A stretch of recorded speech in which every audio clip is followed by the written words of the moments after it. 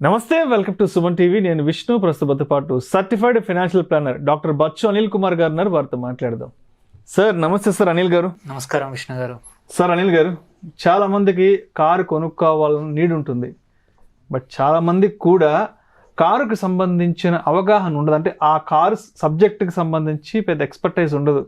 అంటే ఎంత అమౌంట్లో కారు కొనాలి, ఎటువంటి కారు కొనాలి, సేఫ్టీకి సంబంధించి ఎటువంటి ప్రికాషన్స్ తీసుకోవాలి, ఇంజిన్ కెపాసిటీ ఎంత ఉండాలి, అదేవిధంగా అంటే ఏదైనా ప్రమాదాలు సంభవించినప్పుడు కారు మరీ పెద్ద మొత్తంలో డ్యామేజ్ కాకుండా కొంత సేఫ్ సైడ్లో ఉండే విధంగా ఎటువంటి వెహికల్ చూస్ చేసుకోవాలి, తర్వాత కారుకి సంబంధించిన ఎయిర్ బెలూన్స్, ఇటువంటి పరిజ్ఞానం అందరికీ ఉండదు. కాబట్టి కారు కొనుక్కోవాలన్న నీడ్ ఉండి కారు పట్ల పెద్దగా అవగాహన లేని వాళ్ళు మరి కారు కొనుక్కోవాలంటే ఎటువంటి విషయాలను తప్పనిసరిగా పరిగణలోకి తీసుకోవాలి అంటారు ఒక మంచి కారు కొనుక్కోవాలని ఆలోచన వచ్చినప్పుడు? ఇలాంటి అంటే కారు కొనాలన్నప్పుడు కొన్ని ఇంపార్టెంట్ థింగ్స్ ఉన్నాయండి. ఇవి చేసుకుంటే ఏంటంటే మనం ఎలాంటి కారు కొనుక్కోవచ్చు, ఎంతలో కొనుక్కోవచ్చు అనేది ఈజీ అవుతుంది. కొన్ని ఫిల్టర్స్ ఉన్నాయి. ఫస్ట్ థింగ్ అన్నిటికన్నా ముందు ఏంటంటే మన బడ్జెట్ ఏంటి, మనం ఎంత సొంత డబ్బులు పెడతాము, ఎంత లోన్ తీసుకుంటాము, ఆ లోన్కి ఈఎంఐ ఎంతవరకు అవ్వచ్చు. అంటే 10 లక్షల కారు తీసుకొని 3 లక్షలు సొంతం కట్టి 7 లక్షల లోన్ తీసుకున్నాం అనుకోండి. ఆ 7 లక్షలు కూడా 3 సంవత్సరాలకు 5 సంవత్సరాలకు లోన్ తీసుకుంటే ప్రతి మంత్ వచ్చే ఈఎంఐ ఎంత. అంటే సో మనం ఎంత బడ్జెట్ అనేది ఫస్ట్ ఫిక్స్ చేసుకోవాలి. బడ్జెట్ ఫిక్స్ చేసుకున్నాక ఈఎంఐ ఇంత వస్తుందని తెలిసాక, ఇది ఫిక్స్ అయ్యాక నెక్స్ట్ స్టెప్ ఏంటంటే మన కారు యూసేజ్ ఏంటిది, అంటే మనం ఎలా వాడతాం, ఎక్కడ వాడతాం. మనం ఓన్లీ ఒక సిటీ యూసేజ్కి అయితే మనం ఫ్యూయల్ కెపాసిటీ, ఫ్యూయల్ ఎఫిషియన్సీ ఎలా ఉంది, డ్రైవింగ్ సిటీలో ఎలా ఈజీగా ఉంటుందా, మళ్ళీ సిటీలో కాబట్టి మనం కొత్తగా కొంటున్నామంటే చిన్న కార్ కావాలా, పెద్ద కార్ కావాలా. సో ఇట్లాంటివి యూసేజ్ని బట్టి చాలా విషయాలు మారుతాయి. అదే మనము ఎక్కువగా హైవే డ్రైవింగ్, లాంగ్ డిస్టెన్స్ కోసం తీసుకుంటున్నాం అనుకోండి, అక్కడ మనం చూడాల్సింది fuel efficiency, car performance and స్టేబుల్గా ఉందా లేదా హైవే పైన స్పీడ్ నడిపించినప్పుడు కూడా, అండ్ ఎంతమందితో వెళ్తున్నాము, మనం ట్రావెల్ చేసే ఫ్యామిలీ మొత్తమా, ఒక్క పర్సనా, 2 పర్సన్లా, దాన్ని బట్టి మన ఎటువంటి కారు కొనాలో మనం అంటే మారిపోతుంది అనమాట. ఈ ఫిల్టర్ వెరీ ఇంపార్టెంట్. నువ్వు సిటీ డ్రైవింగ్ కొంటున్నావా లేకపోతే హైవే డ్రైవింగ్ కొంటున్నావా అనేది నెక్స్ట్ క్వశ్చన్. సో బడ్జెట్ వచ్చింది, ఎటువంటిది కొంటున్నామో వచ్చింది. నెక్స్ట్ వచ్చి ఏంటంటే మనం చూడాల్సింది కార్ మెయింటెనెన్స్కి ఏది, అంటే ఎటువంటి, అంటే మెయింటెనెన్స్కి ఎంత ఖర్చు అవుతుంది. ఓన్లీ కొనడం ఒకటే కాదు. సో ఫ్యూయల్ని బట్టి పెట్రోలా, డీజిలా, సిఎన్జియా, సో దీన్ని బట్టి కార్ ఫ్యూయల్ టైప్ని బట్టి ఇప్పుడు ఈవీ కూడా వచ్చాయి, ఈవీయా, దాన్ని బట్టి మనం ఓన్లీ బయింగ్ కాస్టే కాదు టోటల్ కాస్ట్ అంటాం. సో అది కూడా ఎంత అవుతుంది అనేది మనం డిటర్మైన్ చేసుకోవాలి. దాని తర్వాత వచ్చేసి నెక్స్ట్ డిటర్మైన్ చేయాల్సింది ఏంటంటే ఎటువంటి కారు కావాలి మనకి.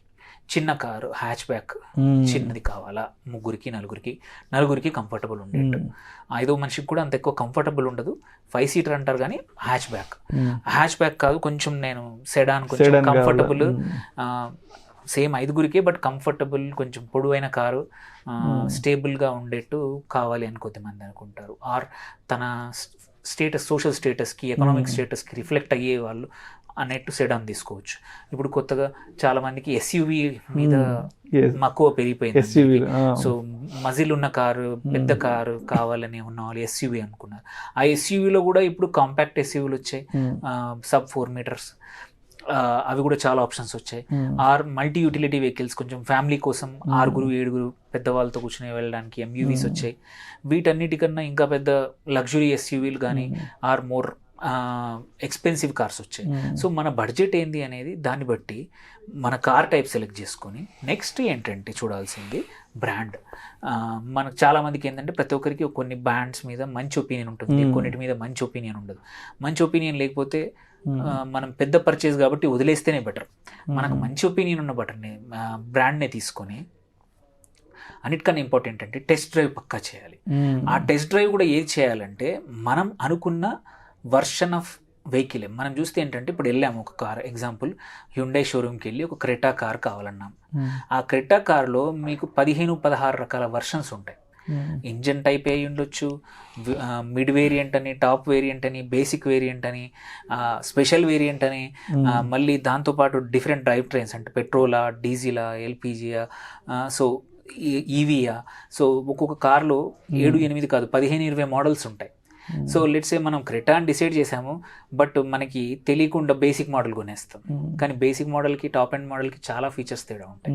సో మనం ఏదైతే మోడల్ అనుకుంటున్నామో ఆ స్పెసిఫిక్ మోడల్ని టెస్ట్ డ్రైవ్ చేస్తేనే మనకు అది నచ్చిందా లేదా చూసాక తీసుకోవడం చాలా ఇంపార్టెంట్. టెస్ట్ డ్రైవ్కి ఏంటంటే షోరూమ్ వాళ్ళు ఏంటి, వాళ్ళ దగ్గర ఉన్న వెహికల్ పంపించేస్తారు.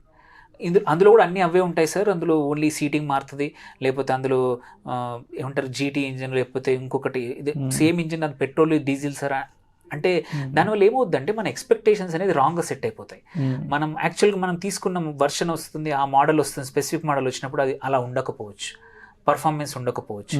Then you will be disappointed. మనం కొనేదే లైఫ్లో మొత్తంలో 3-4 కార్లు కొంటే కూడా గొప్పే. చాలా మంది 1-2 కొంటాము, ఎందుకంటే ఎక్స్పెన్సివ్ పర్చేజ్ ఇది. సో అందుకోసం మనకు నచ్చిన మోడల్ని టెస్ట్ డ్రైవ్ చేయడం చాలా చాలా ఇంపార్టెంట్. సో దీనికన్నా టెస్ట్ డ్రైవ్ కన్నా ముందు ఏంటంటే ఫీచర్స్, సేఫ్టీ ఫీచర్స్ చూసుకోవడం చాలా ఇంపార్టెంట్.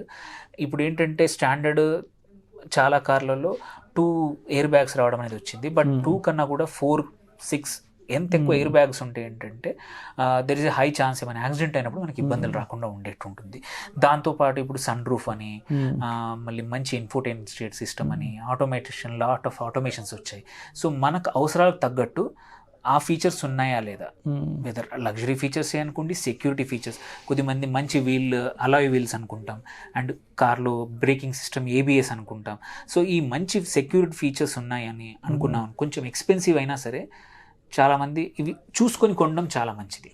సో అంటే ర్యాండమ్గా ఎవరు చెప్పారనే కన్నా కొంచెం ప్రతి దాన్ని రీసెర్చ్ చేసి షోరూమ్ వాళ్ళు చెప్పిన దాన్ని తీసుకొని డీటెయిల్స్ తీసుకెళ్ళిపోయి ఇమ్మీడియట్గా ఇంపల్సివ్ పర్చేస్ చేయకుండా, ఇంపల్సివ్గా డబ్బులు కట్టి బుక్ చేయకుండా 1 రోజు 2 రోజులు తీసుకొని దెర్ ఈస్ ఎనఫ్ ఇన్ఫర్మేషన్. వాళ్ళు చెప్పే ప్రతి టర్మ్కి కూడా నీకు ఎనఫ్, తెలుగులో అంటే తెలుగు, ఇంగ్లీష్లో అంటే ఇంగ్లీష్లో వీడియోస్ ఉన్నాయి, తెలుసుకోవడానికి చాలా కంటెంట్ ఉంది. అది తెలుసుకున్నాక, బికాజ్ మేజర్ పర్చేస్ కాబట్టి, చిన్న పర్చేస్ అయితే ఒక షర్ట్ అయితే నచ్చకపోయిన తీసేసుకోవచ్చు, బట్ కార్ లాంటిది మళ్ళీ రిప్లేస్ చేయడం కూడా కష్టం, ప్రతిసారి లాస్ అవుతాం. అలాంటప్పుడు ఇవి చేసుకున్నాక టెస్ట్ డ్రైవ్ చేశాక అన్నీ నచ్చితేనే, నచ్చక కూడా you can always compare the pricing also. So చాలా మటుకు ఏంటంటే షోరూమ్స్లో ఇన్వెంటరీని బట్టి, వాళ్ళకు వచ్చే ఆఫర్స్ని బట్టి షోరూమ్ టు షోరూమ్ ఒక్కోసారి 20-25 వేల రూపాయలు కూడా తేడా ఉంటుంది. సో అండ్ చాలా మటుకు ఏంటంటే కొన్ని షోరూమ్స్లో ఇన్ఫ్లేటెడ్ కాస్ట్, ఇన్సూరెన్స్లోనో లేకపోతే వేరే వాటిలలో ఇన్ఫ్లేషన్ కొంచెం ఎక్కువ పెంచేస్తారు. మనం అడిగితే తప్ప అది ఇవ్వరనమాట డిస్కౌంట్. కావాలంటే ఇప్పుడు చాలా షోరూమ్స్ కూడా ఇన్సూరెన్స్ కావాలంటే బయట కూడా తీసుకోవచ్చు, ఎందుకంటే ఇప్పుడు 5 years third party or 3 years third party ఒక ఇయర్ పెద్ద అమౌంట్ అవుతుంది. యూజువల్లీ ఫస్ట్ ఇయర్ ₹1,00,000, 70-80 లక్షల రూపాయలు కూడా అవుతుంది కొన్ని కేసుల్లో. కంపేర్ చేస్తే బయట 30,000, 20,000 తక్కువ కూడా పడవచ్చు ఇన్సూరెన్స్లో. సో అవి కానీ, అండ్ ఇంకోటి ఆబ్వియస్లీ కొన్ని ఏంటంటే బేసిక్ వేరియంట్, మిడ్ వేరియంట్ కూడా కొనుక్కొని ఆఫ్టర్ బయ్యింగ్ కావాలంటే యాక్సెసరీస్ ఫిట్ చేసుకుంటే కొన్నిసార్లు 50,000 లక్ష రూపాయలు సేవ్ అవుతాయి. అవి కూడా కనుక్కోవచ్చు. ఏంటంటే వాళ్ళు బై డిఫాల్ట్ ఇచ్చే టాప్ వేరియంట్లో మనకు అవసరం లేని యాక్సెసరీస్ ఆల్రెడీ ఫిట్ చేసి ఉంటాయి, మనకి ఇష్టం లేని ఉంటాయి. సో దానివల్ల 1,50,000-2 లక్షలు ఎక్స్ట్రా పే చేయాల్సి వస్తుంది. దాని బదులు కొన్నిసార్లు ఏంటంటే మిడ్ వేరియంట్, బేసిక్ వేరియంటే తీసుకొని మనకు కావాల్సిన లెట్స్ సే 360 కెమెరాని అనుకోండి, ఆర్ రేర్ కెమెరాని అనుకోండి, ఆర్ కొన్ని ఫీచర్స్ ఏవైతే ఉన్నాయి, మంచి ఇన్ఫోటైన్మెంట్ సిస్టమ్ కూడా మనకు నచ్చిన బ్రాండ్ పెట్టించుకునే అవకాశాలు కూడా ఉన్నాయి బయటకు వచ్చాక. సో అందుకోసం ఇవి కూడా లాస్ట్ వస్తాయి. మనకు కావాల్సిన brand, model, kind of fuel, efficiency ఇవన్నీ తెలుసుకున్నాక లాస్ట్ ప్రైజింగ్ అయ్యాక ఇవి చూసుకుంటే ఏంటంటే మన కార్ బయ్యింగ్ ఎక్స్పీరియన్స్ కొంచెం ఎక్స్టెన్సివ్ అయినా సరే, బట్ పోస్ట్ బయ్యింగ్ మనం ఎంజాయ్ చేసే ఫేస్ ఉంటుంది. కార్ మనం ఐదర్ మనం ఆఫీస్ కోసం వెళ్ళడానికైనా, ప్లెజర్ ట్రిప్స్ ఫ్యామిలీతో వెళ్ళాలన్నా కానీ ఇబ్బందులు రాకుండా లాంగ్ టర్మ్ ఓనర్షిప్ కాస్ట్ కూడా తగ్గిపోతుంది. అండ్ ఓనర్షిప్ అనేది ప్లెజర్గా ఉండి సాటిస్ఫాక్షన్ ఎక్కువగా ఉంటుంది. సో ఈ జాగ్రత్తలు తీసుకుంటే మనం అనుకున్న కారు హ్యాపీగా కొనడమే కాదు, కొన్నాక దాన్ని కంటిన్యూగా ఎంజాయ్ చేయడం కూడా అవకాశం. Thank you sir, thank you so much Anil garu. Thank you అండి. కొత్త కారు కొనే ముందు తప్పనిసరిగా ఎటువంటి విషయాలను పరిగణలోకి తీసుకోవాలి అనే అంశం గురించి చాలా చక్కగా మీ విశ్లేషణ తెలియజేస్తే thank you so much sir.